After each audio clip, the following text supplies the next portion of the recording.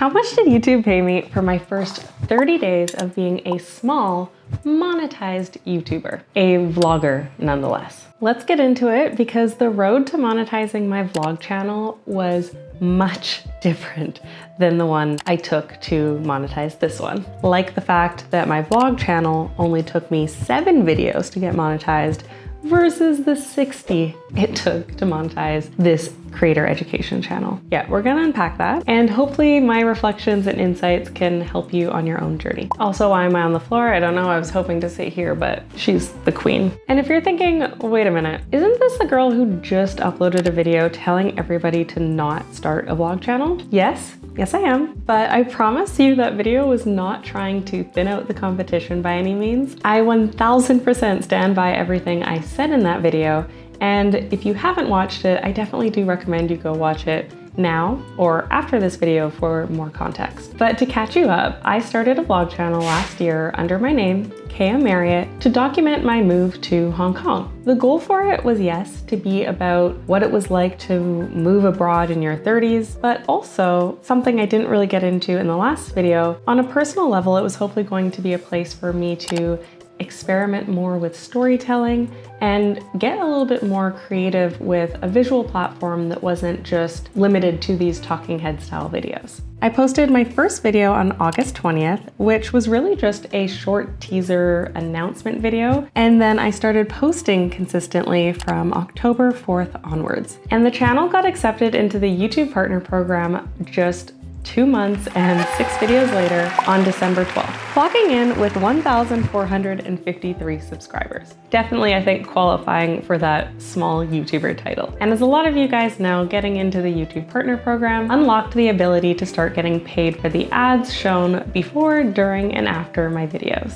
And now that it's been over a month and a half since I've been in this program, I am now at 2,063 subscribers and I got my first payout, which means it's time to talk money. And because this isn't my first time around the monetization block, so to speak, I do want to do a bit of a comparison of the income I've earned on my vlog channel versus this channel, and also build a little bit upon the thoughts I shared in my last video regarding, is it even worth it to start a vlog channel? But first, I just want to really quickly cover the requirements for getting accepted into the YouTube Partner Program. In case you're somebody who just happened to stumble across this video, instead of the more likely audience of an aspiring YouTuber who has been fixating over these requirements their entire journey. So to get in, you need to have a minimum of 1,000 subscribers on your channel, as well as either 4,000 watch hours in the past 365 days, meaning that's the total of hours of your long form content that people have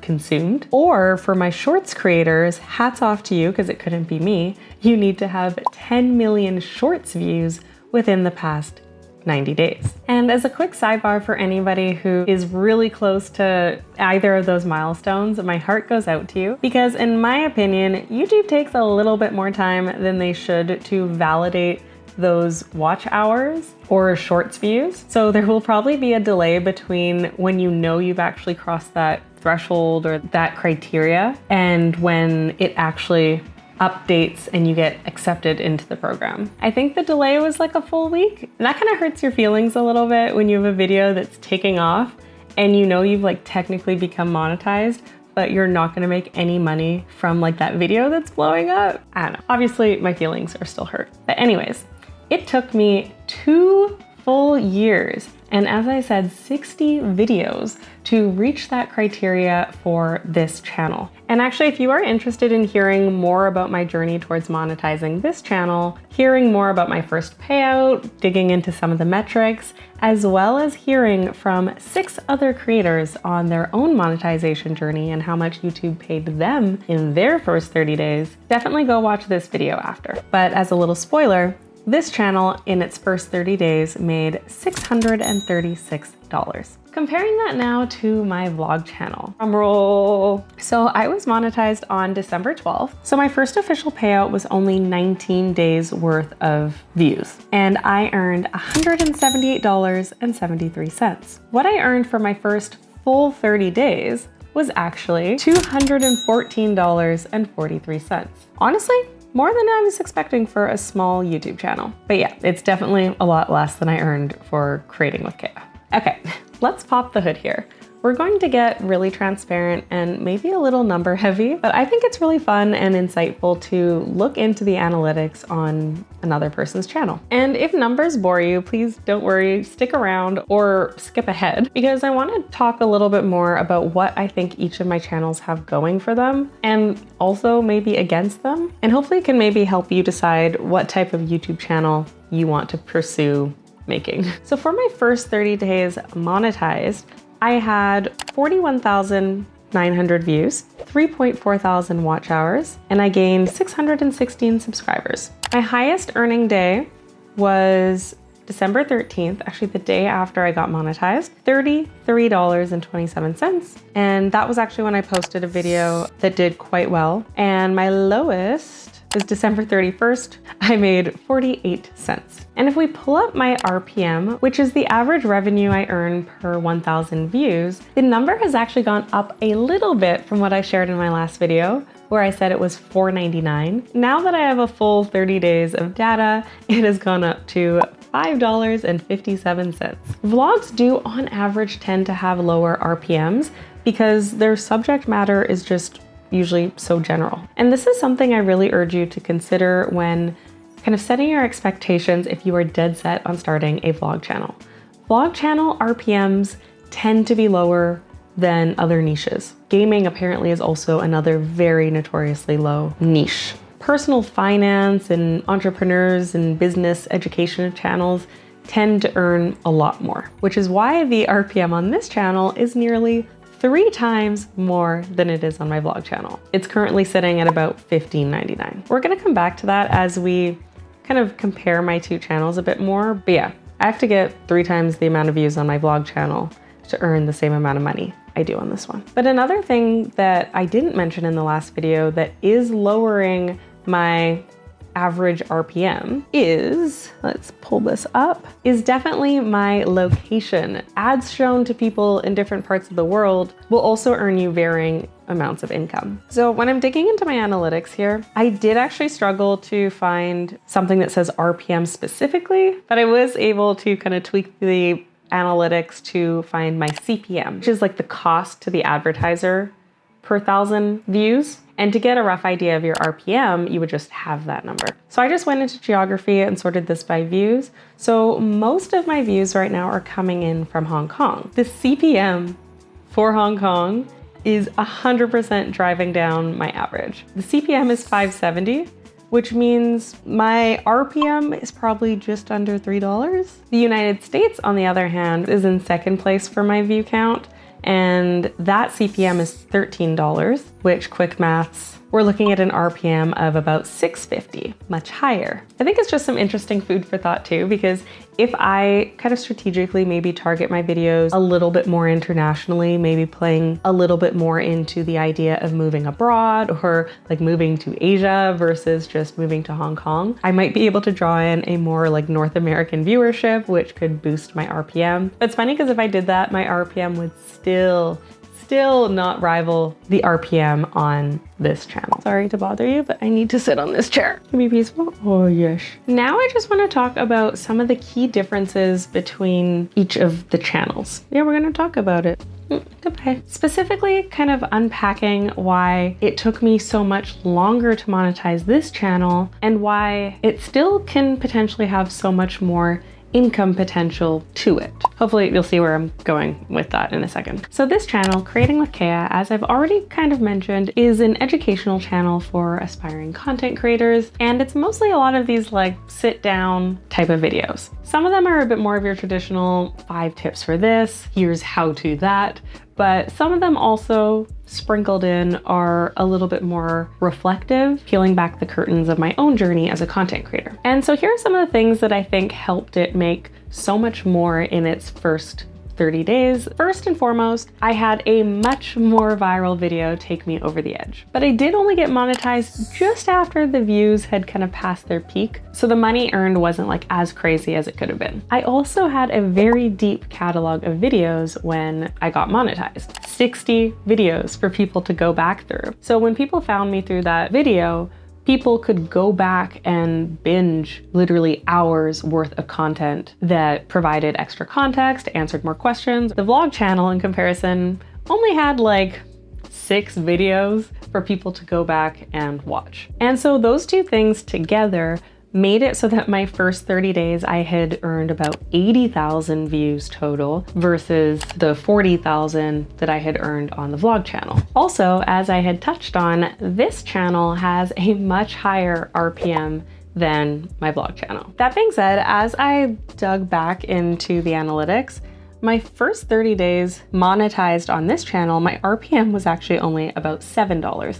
A little more than the vlog channel, but not as high as it is now. Now, as I said, it's kind of averaged out to about $15, but some months, depending on the topic of the video I upload, it does go up to about 18. And in terms of the longevity and income potential of this channel, the videos on it are incredibly search-based, which means that when I took like a 6-month break from posting here, I was still getting about $100 a month. Again, nothing crazy, but that's free money for not posting, and it was all because of my search-based videos. While I am incorporating SEO principles into my vlog videos, you know, trying to make sure it will show up for anybody that searches like living in Hong Kong or Hong Kong vlogs, search is an incredibly small percentage of my traffic drivers on that channel, especially compared to how much it drives traffic here.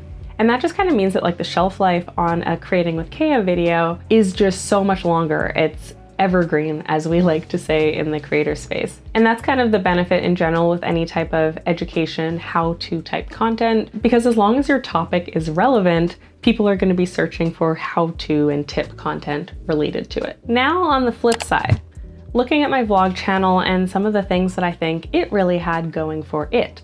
Not necessarily to drive a lot of income in my first month, but for it to be able to be monetized in such a short period of time. The first is simply that I had a lot more to bring to the table this time, a lot more experience. While this was, yes, a new channel, it was by no means my first time, you know, trying to create content online. Like, you could almost argue that I didn't get monetized in like 7 videos, but I got monetized in like, how many do I have now on Creating with Kea? 1, 2, 3, 4.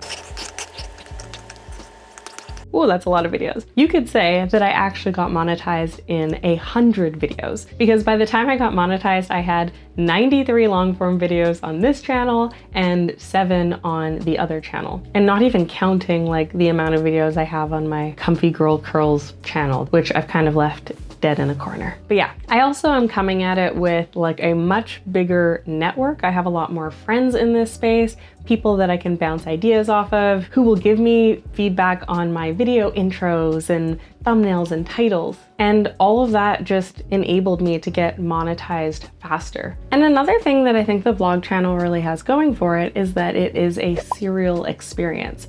People, when they come across a video, they become curious on how we got there, so they are more inclined to go back and catch up on past videos. And because each video is part of a greater story of, you know, how we've moved across the world and are becoming settled and trying to find our groove, people are more inclined to tune into the next video to see how we've progressed. And I think that's also why a lot of general vlog channels struggle to get monetized, is because they're not really creating an overall story for their entire channel. Without an overarching story, there can kind of be that feeling of, okay, we've seen one vlog, we've seen them all. And it's been really cool to actually see this in the YouTube studio, where it seems like my videos are actually generating a lot of repeat return viewers. Compare that to this channel. People come to this channel to have like their questions answered versus kind of like eagerly awaiting every upload. On the same wavelength, I also notice higher retention rates for the vlog channel, because again, it's kind of this story and I'm trying really hard to structure it so that questions are asked throughout, and so people want to watch the whole thing to see how it unfolds. Whereas on like an education channel, I think no matter how hard you try to open questions and create curiosity gaps all throughout your video, there's still going to be the people fast forwarding to the answer of their question and dipping out after. So I find my retention and my average view durations are a lot more like wonky here, which is why too it probably took me a lot more videos to reach reach the desired watch hours. Because that's the thing too, my vlogs aren't even that long compared to most vlog channels. I know a lot of people are putting out like 44 minutes, an hour long plus vlogs. Mine, I think the longest one I have out so far is 20 minutes. And you know, maybe one day we will go a bit longer, but I've actually received feedback from people that they liked how like tight my videos are and that they can like sit and watch it and like get the whole story and then like go about their day. But yeah, like spending 15 minutes watching a story is a much different experience than spending 15 minutes watching like an educational video, unless that educational video is something you need to watch and follow along the entire way. And so all of that being said, I am really curious to see where things go going forward. A couple weeks ago, I did a video with my ins and outs for the year, and I very rashly said that I would like to hit $2,000 a month in my AdSense revenue between both my channels, not really thinking much of it. I was like, that would be a good number to make. That seems doable. And my friend texted me and was like, that's awesome. Like just 200,000 views a month. You've got this. And I was like, excuse me? I did not do the math. I was just throwing out a number of an income that I would like to have. I didn't do all of the additions for how many views I would have to earn to make that amount. And when it was just said like so plainly like that, I was kind of horrified. Because I mean, if we want to get real specific with the math, based on my current RPMs, that's not even 200,000 views a month. For my vlog channel, to make that much money, I would have to earn 360,000 views a month. My brain shorted out there. And so that's like if I only do 4 videos a month, I have to make a video that interests 90,000 people every single time. Or if we focus more on this channel, given my RPM of like say $15.99, I would have to earn 125,000 views a month. A bit more realistic, at 4 videos a month, instead of 90,000 views each, they would only have to get 31,000 views each. Yeah, I think that just really illustrated for me, and I hope it illustrates for other people too, just like how much harder you have to work on a vlog channel. And if you want to reframe it, it's not just about getting like 90,000 views a video. It's like you have to make a video that would appeal to 90,000 views. I think we don't really think about it that way. We're like, okay, we're gonna make a video and the views are gonna come. But you have to like really think, like, could this video and this thumbnail and title make 90,000 plus people interested enough to want to click and watch it? I don't know. I'm having a lot of fun on my vlog channel. I'm feeling really creatively fulfilled. But when you look at like the monetary aspect, it's like, ooh, I should maybe spend a little bit more time over on this side of the internet. Yeah, so if you want to hear more about some of the barriers that come with starting a vlog channel, definitely check out this video next. And if you instead want to keep talking YouTube AdSense income and you want to hear from some other creators how much they made in their first 30 days, watch this one. Thanks for watching, and until next time.